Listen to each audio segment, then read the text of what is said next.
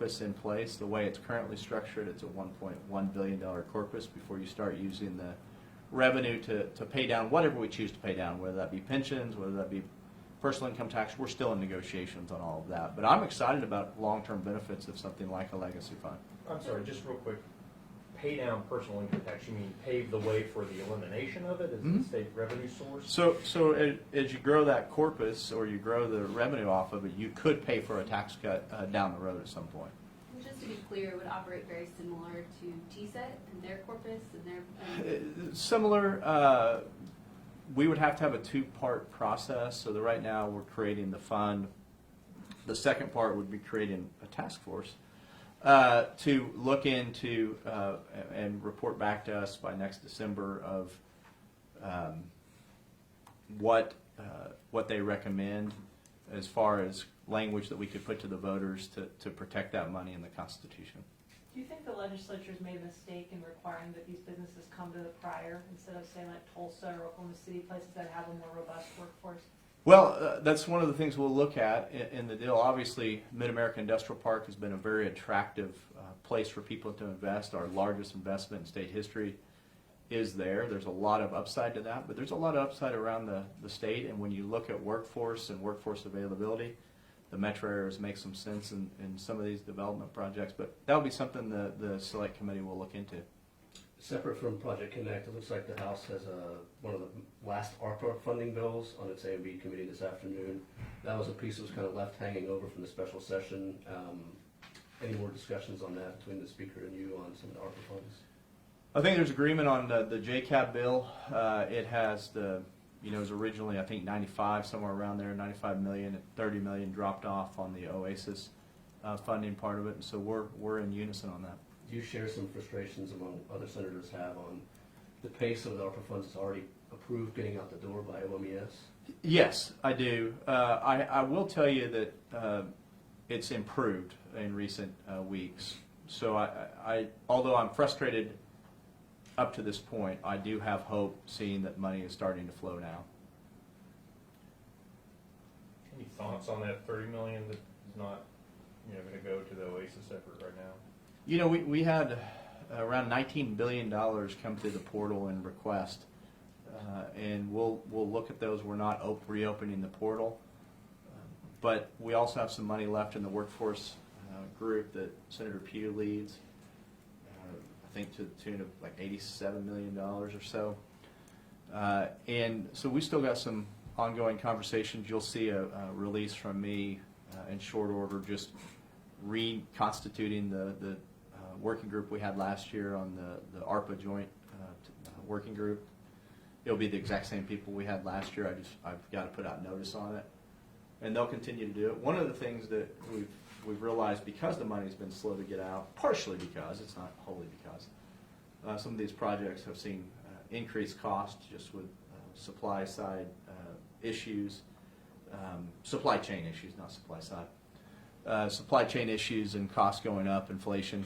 And so you may see us look at, can we help make sure these projects actually are fully implemented with some of that money. But that's not for me to determine, that's for the group to determine, and I'll be one voice on that. On that OASIS deal, really the crux of it wound up being that nobody looked at the 990 of the nonprofit, and it had not been required of anybody to apply, and it was not asked for, and it was not reviewed, and so nobody had a list of board members, or is this a functional nonprofit that works? If they reopen looking at those applications, would you think that 990 should be requested so everybody knows who's running the nonprofit? We have started looking at the 990s since that was brought to light. The vetting process on that was kind of a bifurcated approach, because we took that process over toward the end of last regular session and then into the interim. We've got a good team looking at them. I'm confident going forward that we'll be able to vet those appropriately. Do you think Go ahead. Do you think some of these major investments and companies kind of use Oklahoma as like a stalking horse? I think that's the right word to kind of bolster. Hey, Oklahoma's offering this. What do you got in return? And kind of using us as a way to get more incentives from other places. You know, sometimes you get that feeling. We'll have to see. We'll have to see how closely aligned we were to the other side. Some of it we'll never be able to get to because there's a working product. But I want to get to the bottom of that. I don't want to just bid up the other person. You know, when you're in an auction and you get your buddy to bid it up, that could be a problem. During the special session, there seemed to be a disagreement between the House and the Senate on part of that ARPA funding, on the YWCA of Oklahoma City portion. Is the House and Senate, have you guys resolved that? Yeah. Okay, and is that being funded in the JCAP bill today? Yeah, I think there's $2.8 million in there for transitional housing for those aging out of the foster care system, which was the Y proposal. Okay, was it 2.8 million before as well? Yes. Okay, thank you. Yeah. Is this economic development select committee gonna be public? Are these meetings gonna be public or are they gonna be private? They will be public. Have you spoken to Speaker since Thursday when he had his presser and you had yours? No, I mean, the governor and he and I are in a text chain, but no, I have not spoken to him. Has anything changed about the support in the Senate for Speaker McCall's education package? You know, we're still going to be the Senate and be able to vet and change and amend. So no, nothing changed off of what I said last Thursday. But you say you were surprised by his decision to say that last week. Did that surprise you? Yeah, it surprised me. Yes, so I started getting calls on Wednesday night saying, "Why are you having a press conference on education?" And I started telling people, I don't know what you're talking about. So I started calling Adam Pugh and others in my caucus saying, "Hey, are you having a press conference on education?" So yeah, I was caught off guard by that. Come on, Pro Tem, we gotta get you. Assume there's nothing waiting in the wings at Commerce. Does the opening of the availability of $700 million, does that make budget negotiations more complicated or easier? Time will tell.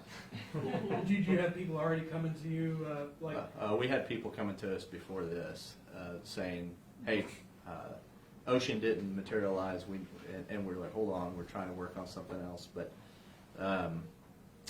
yeah, it works both ways. Sometimes when you have the money, it's more complicated. I don't know. Time will tell. Could Ocean still materialize, or is that done? That's a good question for Commerce. Probably not as good a question for me. I was involved. I did have conversations with those officials during that time. I was more intimately involved in that one, but you know, obviously didn't materialize. There was always a plan for 2 plants, I believe. So there could be a chance. We'll see. Has your NDA expired? You know, I was just asking staff that while ago. I take those things seriously, and I don't know. I'm going to have to get a legal opinion on when does that actually terminate, and I'm going to have to put a clause in every other thing that I sign that gives a good termination date on those. I was just asking about that right before we came in. None of us know what the company is, so it'd be helpful to have some confirmation. Yeah. Yes. I'm the only person that can't actually use the name, but I take those things very seriously. If I give my word, if I sign something, I will keep my word until I know that it's no longer valid. And not that my word's no longer valid. My word's always valid. But that contract, and I'm not sure legalities of that. Could we grab you for a second since we missed you at the beginning? Yeah, I think so. If my schedule allows. Alex, does that work? Yeah, we've got 5 minutes. Thank you so much. It was mostly just Thank jokes you. about donuts. Senator. It'd be quick, free, yeah.